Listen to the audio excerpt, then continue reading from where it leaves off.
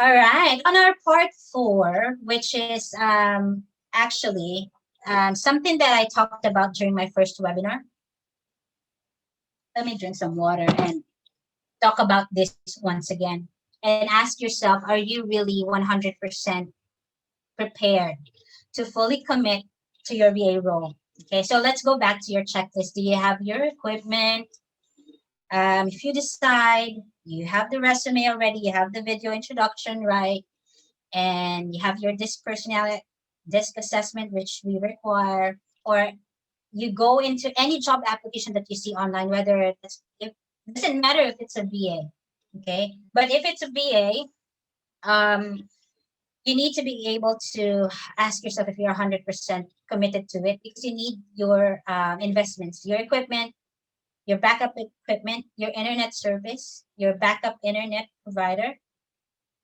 How about your home office, your home setup? It's very important because your home office would actually dictate how you are going to be productive, if whether or not you're going to be producing results for your clients.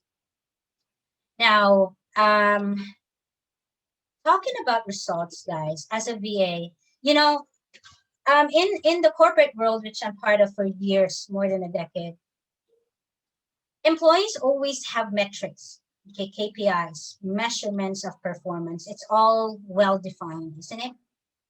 But it's kind of tricky how it is in this VA world or freelancing, as people call it, because there's no metrics to it, okay? But I would say one metric though. It's either you do it or you don't. All right. So if you do it, if you're not a mediocre, if you're going beyond and above, then you're probably going to be able to promote yourself, be given heavier, um, um, high responsibilities, high level responsibilities. If you're just a mediocre, but you're getting things done okay, then you're going to be remaining the same way you are as a VA, which is fine. People are actually good with what they are, who they are right now. They have that contentment. That's fine. But if you're going above and beyond, if you're giving 110% of your effort into what you're doing, you're really gonna go somewhere else in this freelancing world. You're going to be able to unlock income, accomplishments, or things that you're trying to accomplish, like income brackets, buying a house. I see a lot of people posting new homes, new cars, and in the online Filipino freelancing group page, and all because they did their part, which is to give it their all and to be able to provide 110%. Remember, if you're no longer showing that you can do it, that you are the one, or that you're just a cost to the company rather than a contribution, then you're going to lose your job, right? So are you 100% prepared? Are you able to fully commit to that, to really put an effort in getting things done? Do you have that can do attitude, right? So that's the very metric that I could think of in this kind of job. While you're a home based employee, it's either you do it or you don't, or you're not going to do it. Okay, there's no metric to it, and easily you're losing your job because you're you're no longer a contribution. You're just a liability to the company. So there. It's not like in the call center where you are given a set of instructions, a set of measurements or scorecards where you can see whether or not you're making it, whether or not you're mediocre, that's fine. Then you're going to retain your position as an agent, as a supervisor, or whatever your role is, right? And you're going to remain that way because you're a mediocre, right? Now, what if you keep on getting memos. I've coached many people before. They keep on getting memos, written warning, final warning, because they're not doing their jobs. And finally, some people, there's something that clicked in their head, all because maybe of what I said. I shifted their mindset, and I said, you know what, you look stressed. You look like you're always having a stressful day. You know why? Because you're not doing your part. You are always failing on this metric. What if you give your 100%, 110%, even 200% every day of your life? You commit to it. And then your problem, the stress that you're talking about, will go ahead and disappear like magic.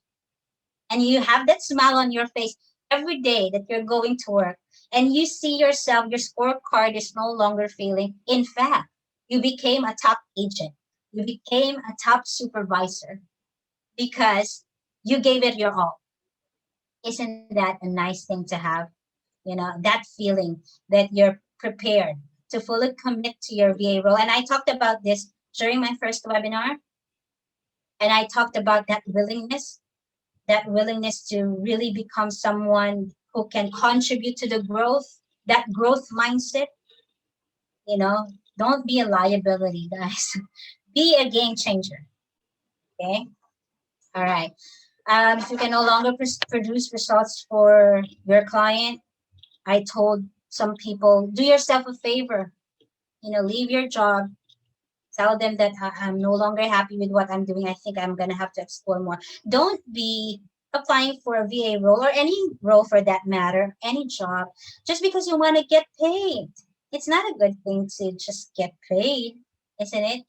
Or just by wishing or begging that you get the job. No, it's not about that. You need to get the job done. You need to be the one. Okay, so this checklist also adds to your confidence that you can be a successful VA because you have the right equipment, you have internet service, you have a home office setup that produces results free of distraction, that produces that feeling that you can be at peace, you can focus, that your concentration is 100% in order for you to produce quality results for your clients. I hope that makes sense. All right. Um, what else? In terms of internet service, you have to have a backup because your lifeline is actually your internet. And even during this COVID, trying times, you have your internet. That's the only way that's helping you survive. Even not talking about jobs or whatever. But I have three. Some we require that they have two. Why? Because your work couldn't stop. Clients would cancel their contracts right away and would say, okay, please change my VA because of reliability issues, because you don't have the right internet. You're always shaky. Your videos are freezing. You're always getting disconnected, and they don't have the time. They allotted that time frame for training you, and yet there's a distraction like that. You will get turned off. So why not have two?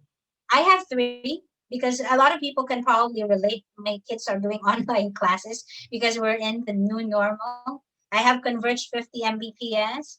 I have 25 Mbps Globe. Both are postpaid, and I have prepaid home Wi-Fi too. That's three because work cannot stop. I never missed a client meeting. I never missed a day or a meeting where like because there's a problem with my internet. Maybe there is, but that's probably once in a year. So you can go ahead and secure all of these so that you're also confident that you can deliver. All right. I think we're about to wrap up. And the conclusion that I would share with you guys is this one. The first steps, we talked about the first steps. You do it right to get that VA job. Yeah.